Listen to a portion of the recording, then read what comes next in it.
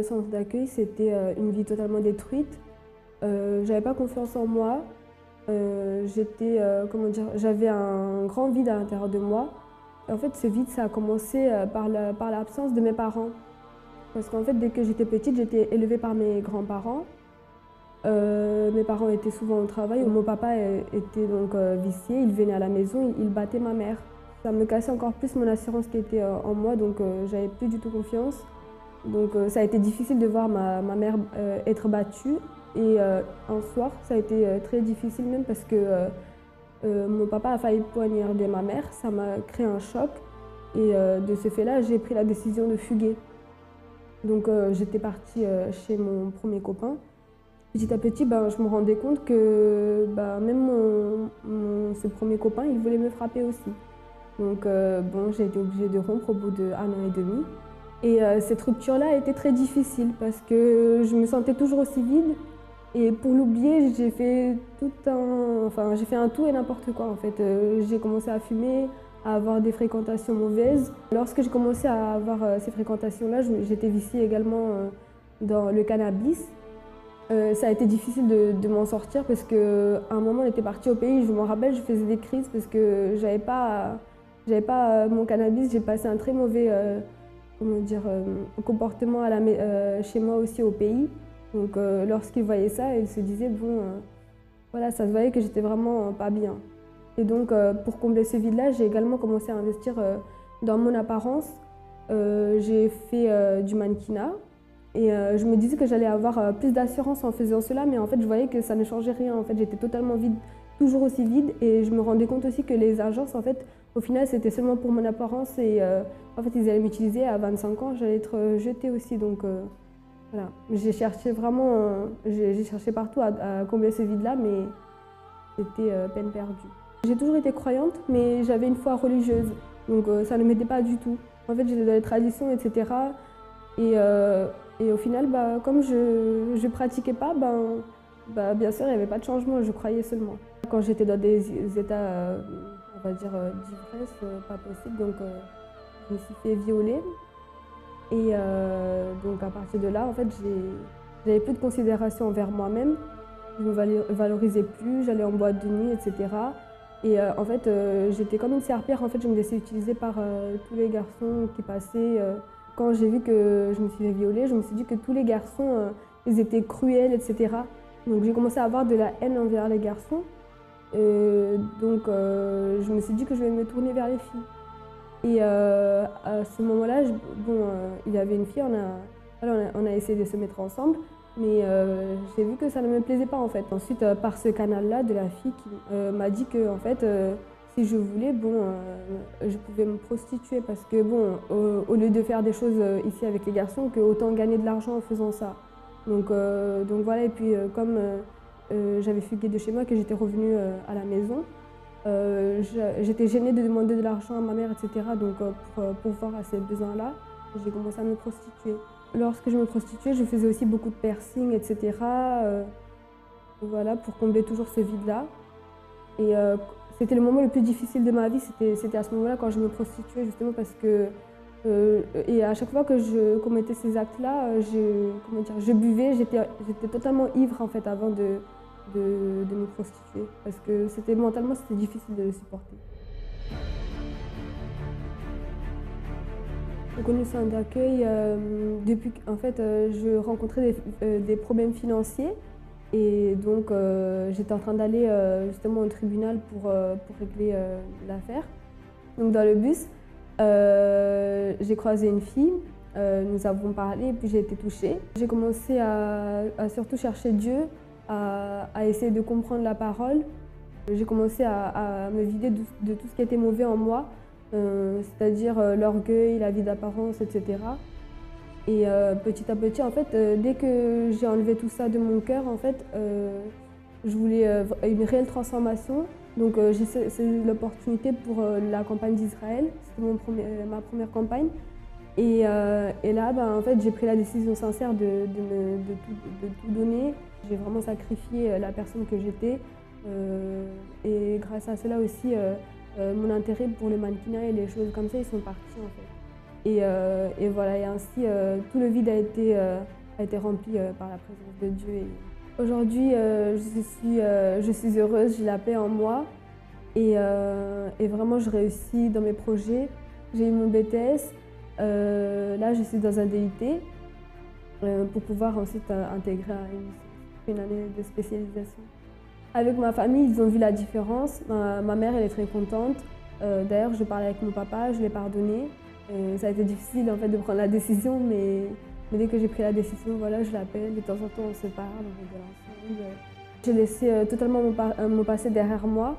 Et d'ailleurs, comment dire, c'est vrai qu'il y a des cicatrices, mais vraiment, enfin, tout est en train d'être guéri. Et j'ai pris beaucoup plus confiance en moi par rapport à avant. Et surtout, j'ai compris que en fait, l'extérieur, c'était rien, qu'en fait, tout ça, c'était passager et que vraiment, mon intérieur, en fait, c'était ce qui comptait le plus.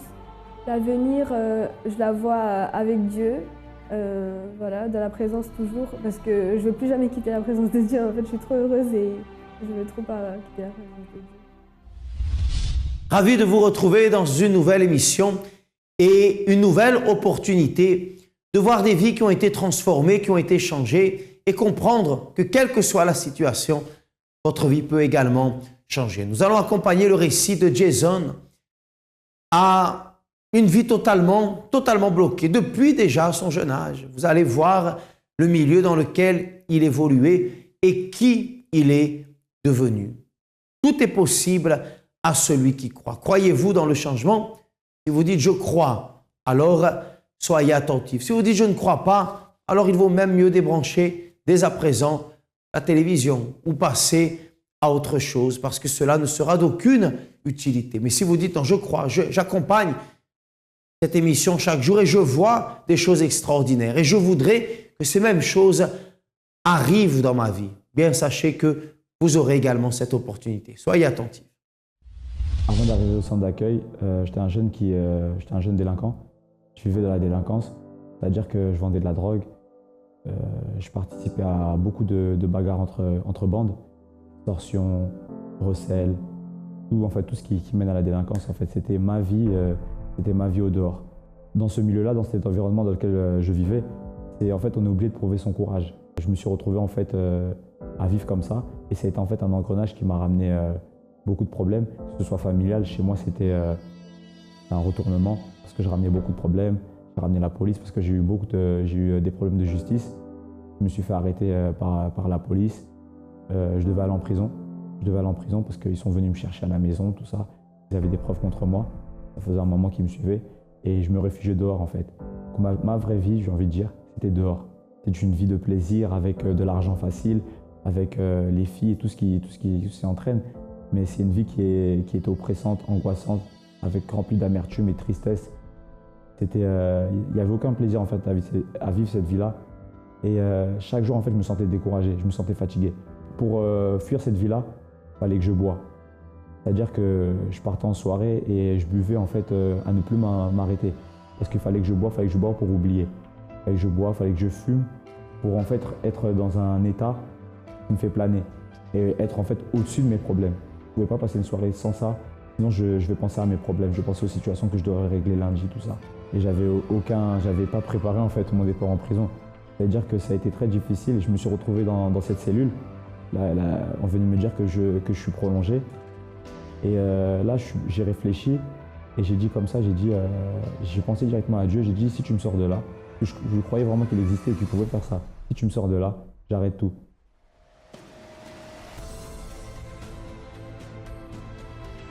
En fait, j'ai connu ce centre d'accueil, c'était proche de chez moi. Je ne le connaissais pas vraiment, mais c'est un ami à moi qui venait quand il était petit. Il m'en a parlé, qui m'a invité en fait à qu'on y aille. Donc, bon, j'avais rien à perdre. La première chose que quand j'ai commencé à m'investir, il y avait le jeune de Daniel en 2013. Et on m'avait expliqué comme ça. Si tu dis vouloir abandonner ta vie d'avant et avoir une nouvelle vie, il faut se séparer. Ensuite, il y a eu la campagne Israël. J'ai participé aussi à ma campagne Israël parce que j'avais toujours en fait ça dans la tête que pour réussir, il faut sacrifier en fait. Aujourd'hui, Jason, c'est un jeune ambitieux, un jeune qui a battu la négativité, un jeune qui a la paix, qui a laissé tout son passé derrière lui, toute la marginalité, tout ce qui faisait mon ancien moi en fait n'existe plus. Je suis une personne confiante. La relation avec ma famille, ça s'est nettement arrangé. Ça n'a rien à voir avec tout ce qui se passait avant. Ma mère parle de moi au dehors comme une référence. Parce que je sois aujourd'hui à l'église, pour elle, c'est un choc. Elle n'aurait jamais cru. En fait, je ne cherche plus en fait, à prouver quoi que ce soit. J'ai compris une chose, que j'ai rien à prouver à personne. Ma manière de penser a changé. Professionnellement, tout d'abord, déjà quand je suis arrivé, j'avais demandé en fait qu'ils puissent m'aider professionnellement. Et j'ai eu le courage et la confiance d'entamer des projets. Au jour d'aujourd'hui, je rentre dans des lieux, j'ai des rendez-vous avec des personnes que jamais j'aurais pu imaginer en fait, arriver dans ces domaines-là. J'aime beaucoup ma vie. J'aime beaucoup ma vie. Au jour d'aujourd'hui, on me dit que je souris beaucoup et je rigole pour rien. Mais en fait, c'est parce que je sais d'où je viens.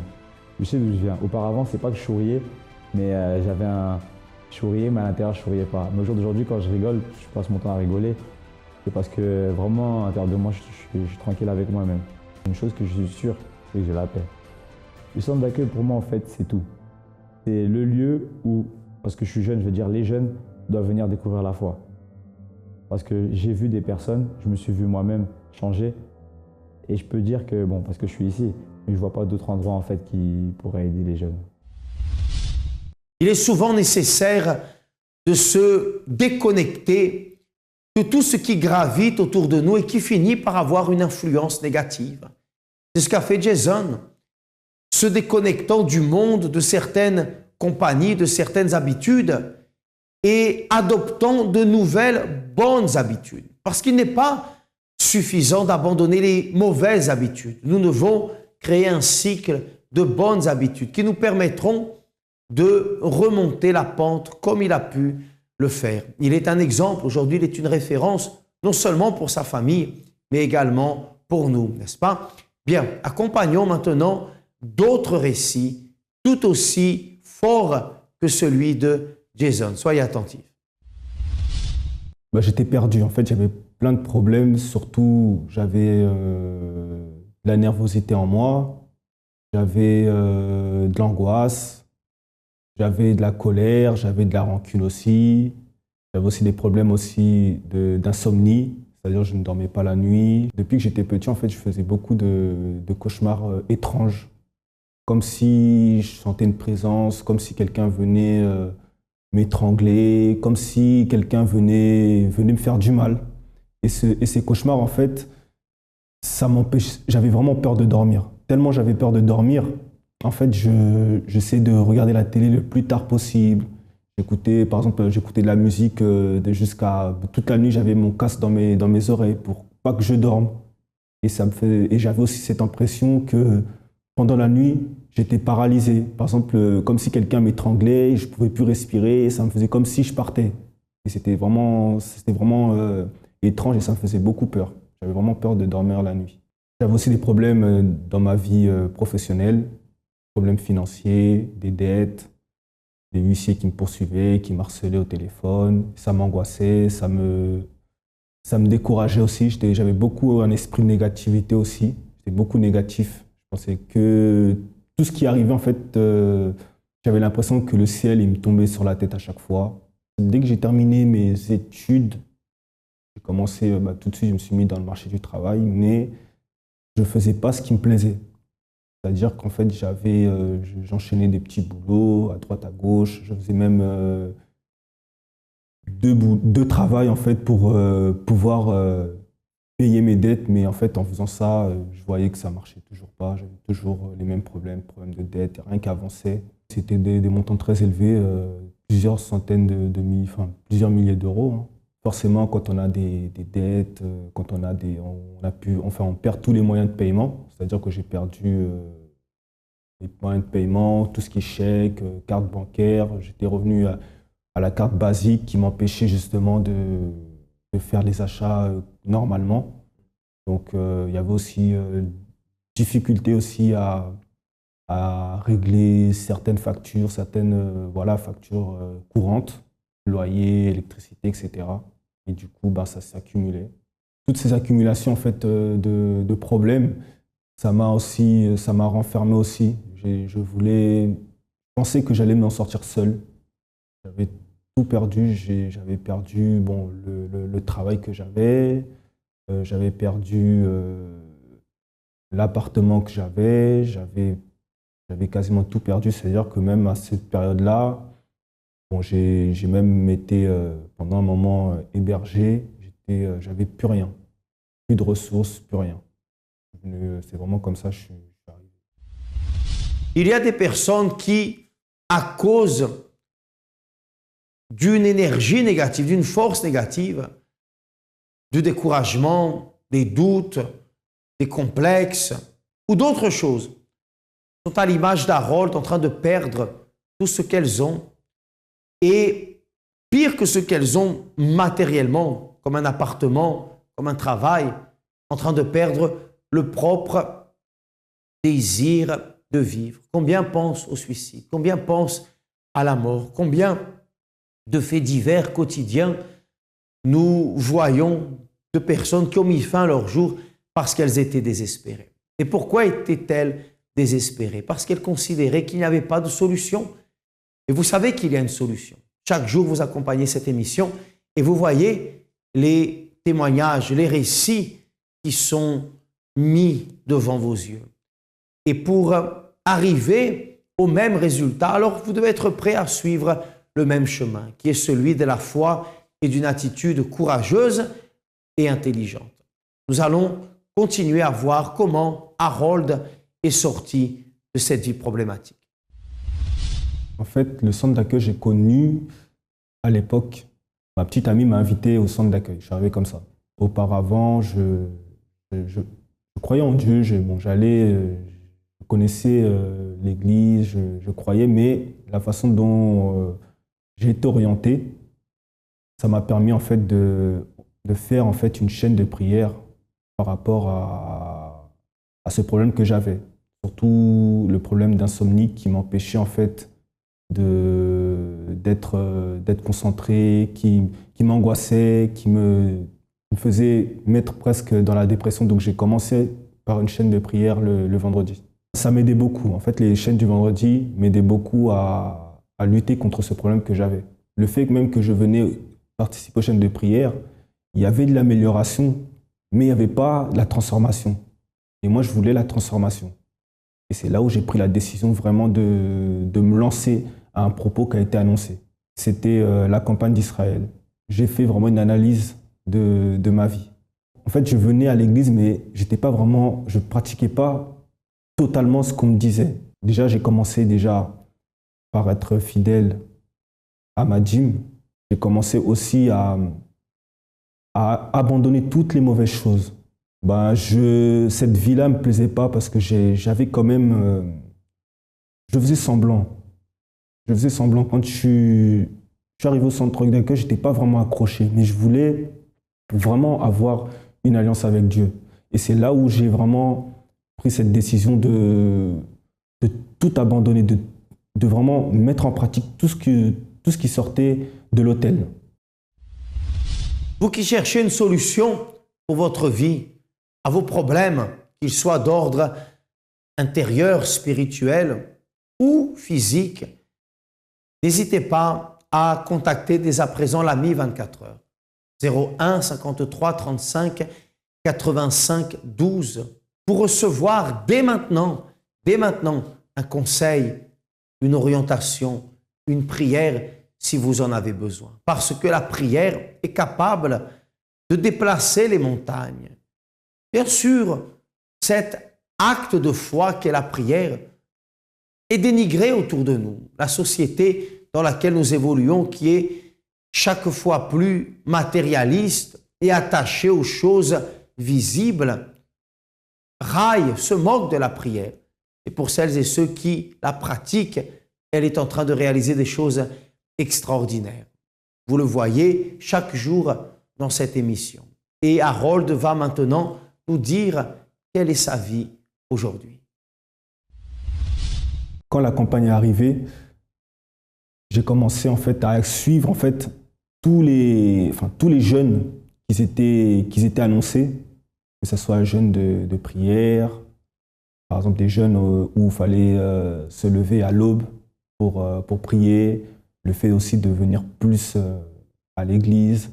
J'ai construit en fait mon sacrifice en en vendant, parce qu'à l'époque, j'avais pas d'emploi, donc j'ai vendu tous les biens que j'avais dans mon ancien appartement. J'ai vendu même les clés, même la caution que j'avais de cet appartement, je l'ai pris pour sacrifier. Donc j'ai vraiment sacrifié vraiment tout objet que j'avais dans l'appartement pour mettre sur l'hôtel.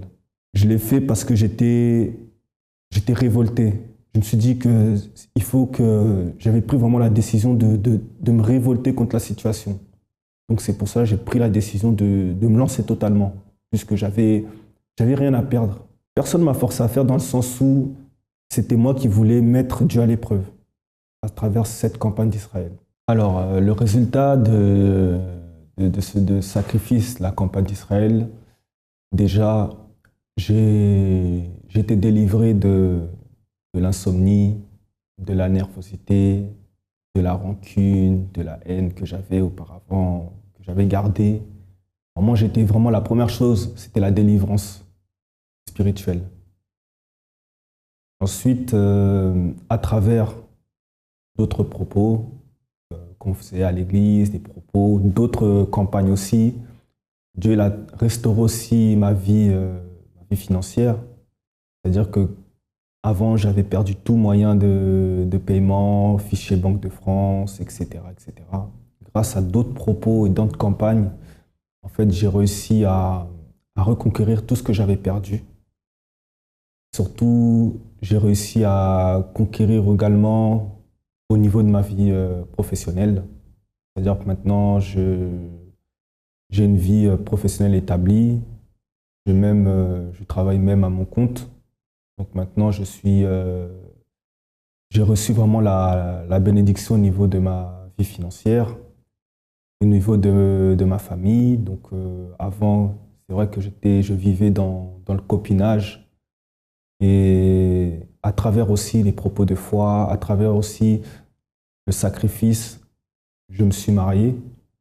Je me suis bien marié, j'ai une famille bénie, je suis père de famille. Et surtout, la famille a été aussi restaurée à travers plusieurs campagnes de foi. Donc j'ai vraiment reçu la bénédiction totale dans tous les domaines de ma vie. Par rapport au sacrifice, c'est vrai que beaucoup de personnes doutent, mais moi, quand j'ai sacrifié mon tout, peut-être on se dit qu'on va tout donner, mais si on a la foi, si on croit vraiment que ça va marcher, tout ce qu'on sacrifie, on va récupérer 100 fois plus. Par exemple, aujourd'hui, j'ai peut-être sacrifié une somme qui paraît énorme, mais aujourd'hui, tout ce que j'ai récupéré, ça n'a pas de prix. Ça n'a pas de prix. Donc le sacrifice vaut vraiment la peine. Parce qu'au final, si on a vraiment la foi, ce qu'on va récupérer n'aura pas de prix du sacrifice qu'on aurait mis sur l'autel. Le centre d'accueil, c'est une école de la foi. Et là, vraiment, j'ai appris à mettre en pratique ma foi. Parce que c'est vrai qu'en arrivant, je croyais en Dieu. Je croyais, j'ai fréquenté aussi d'autres églises. Mais au centre d'accueil, quand je suis arrivé, j'ai appris à utiliser ma foi. C'est ce qui a fait la différence. Le centre d'accueil vous présente son agenda hebdomadaire. Lundi, assistez à notre congrès financier. Chaque mardi, pour vous qui avez des problèmes de santé, participez à la réunion de la santé restaurée. Tous les mercredis, recevez des enseignements pour renforcer votre intérieur. Jeudi, la thérapie de l'amour apprend aux couples à blinder leur mariage et aux célibataires à investir en eux-mêmes en se préparant pour l'amour à venir. Et dans tous nos centres d'accueil, venez intercéder chaque jeudi afin d'avoir une famille unie. Vendredi, trouvez votre bien-être intérieur en participant aux réunions de purification spirituelle. Chaque samedi, à 11h30, assistez à la réunion des cas impossibles.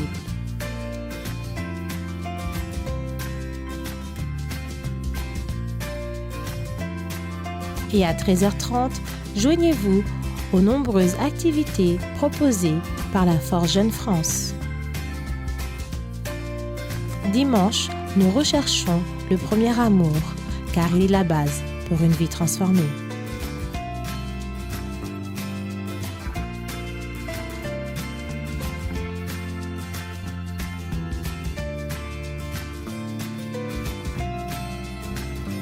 Plus d'informations en appelant l'AMI 24 heures et en naviguant sur notre site internet. Centre d'accueil, nous vivons ce que nous enseignons et sacrifions pour ce dont nous rêvons.